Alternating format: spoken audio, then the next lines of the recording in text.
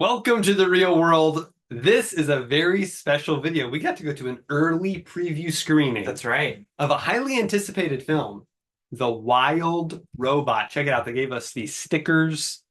Very exciting stuff. Thank you so much to Ben, frequent guest on the podcast, for the invite.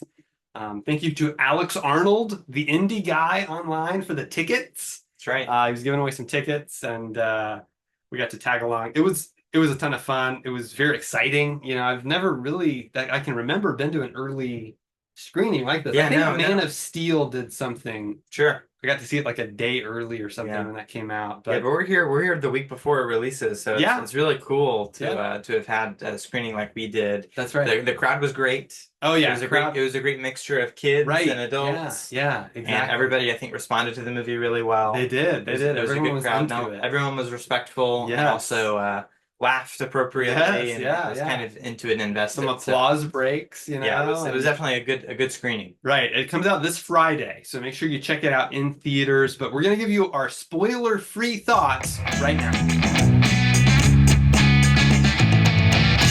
Thank you so much for watching. Make sure you hit the like button, hit subscribe, hit the bell so you get notified of all our videos. We're on our way to 600 subscribers. We're almost there. So help us get there as soon as possible by liking the video, leaving a comment, sharing this online with your friends. Carson and I are both on Letterboxd. You can follow us there. The Real World is on Twitter, Facebook, and Instagram, so you can check us out there as well. But we wanted to talk about this new movie, The Wild Robot, from DreamWorks Animation. That's right. DreamWorks, they have a long history of Oh, doing sure. some great films. Yeah. A lot of people love How to Train Your Dragon. Absolutely. I'm more partial to Sinbad Legend of the Seven Seas Yes. and Prince of Egypt. Spirit Stallion of the Cimarron. Spirit Don't forget Stallion about of the that one. Cimarron, of course. All their 2D stuff before they moved to Shrek, Yes. which changed the game forever. Definitely. But this is in some ways kind of a return to form for DreamWorks. I would agree. As of late, they've been doing a lot of Despicable Me Minions. A lot of sequels. stuff. Kung Fu And, Panda 4. Kung Fu Panda 4, that's kind of shrouded the whole cultural zeitgeist in terms of children's animation. Right. But this is a slight departure and return to form, I think, for DreamWorks. It's a very unique film. It's based on a book, which I have not read, but now I want to read it. It's a book, very unique story about this robot who gets lost in the forest, basically, Sure. and has to kind of learn how to survive and learn what its new directive is. And so it's a unique movie. It's one that going in, I had heard some good things, and so my expectations, I wouldn't say they were high, but they were, I was expecting a good movie, I guess you could say, just because of the buzz it was getting. Right. And it was a movie that to me, I was interested in. I thought the one trailer, I only watched one trailer for it, the first trailer, and I thought it was intriguing, a cool idea, Sure. something different. And so And the first trailer, like many great trailers, no dialogue. It's just the visuals right. and the cool scenery. And there are some terrific visuals in this, definitely. Yeah. Some memorable shots and Yes. great color, great Oh, yeah. animation. Beautiful looking film. Really terrific visually on pretty much every level. I agree completely. Yeah, I really enjoyed this movie.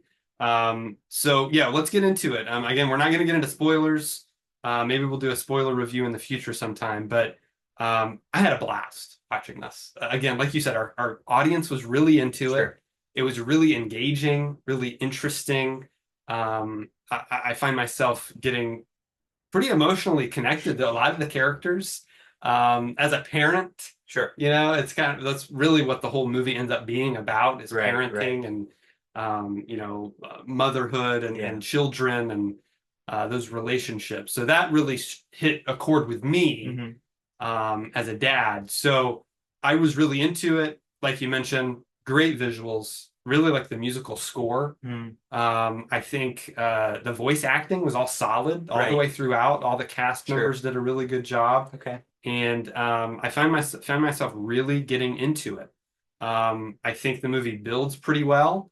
I think the ending is the thing I have the biggest problem with. It has kind of like a Lord of the Rings syndrome of multiple endings. I'm like, oh, it should end there. No, it keeps still going. Okay.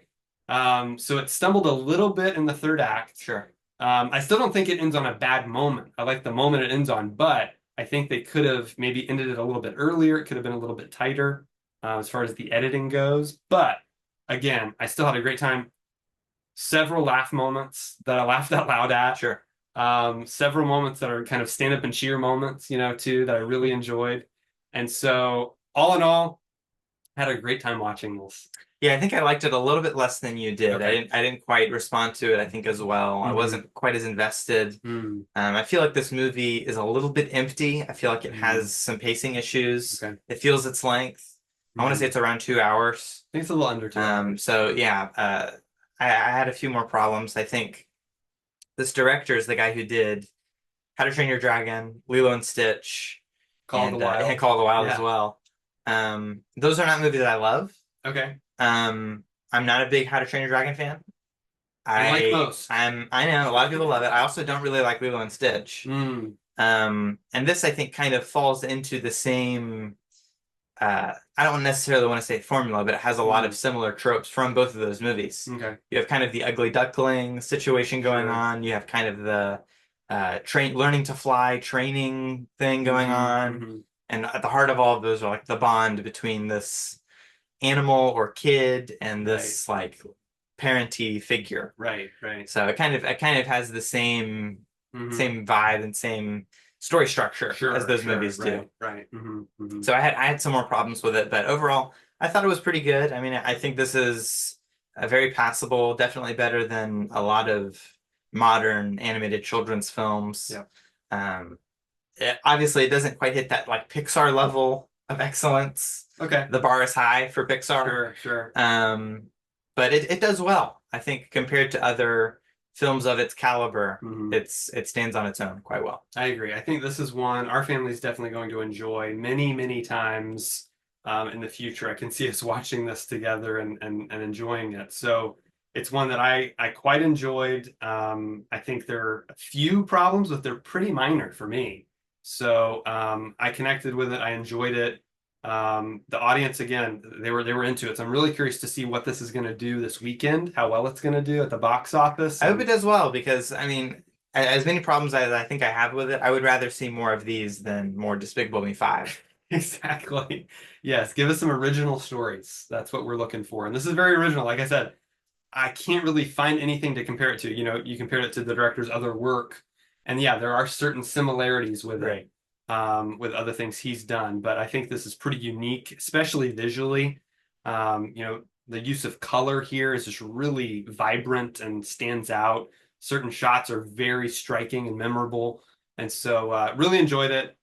Liked everything that they did with it, really. So I'm gonna give it pretty high marks. It's gonna rank, I think, pretty high on my end of year best movies list. Okay. So we'll have to wait and see, what everyone else thinks of it. When you get to see it, leave a comment below with your review of The Wild Robot. We want to know what you think of it.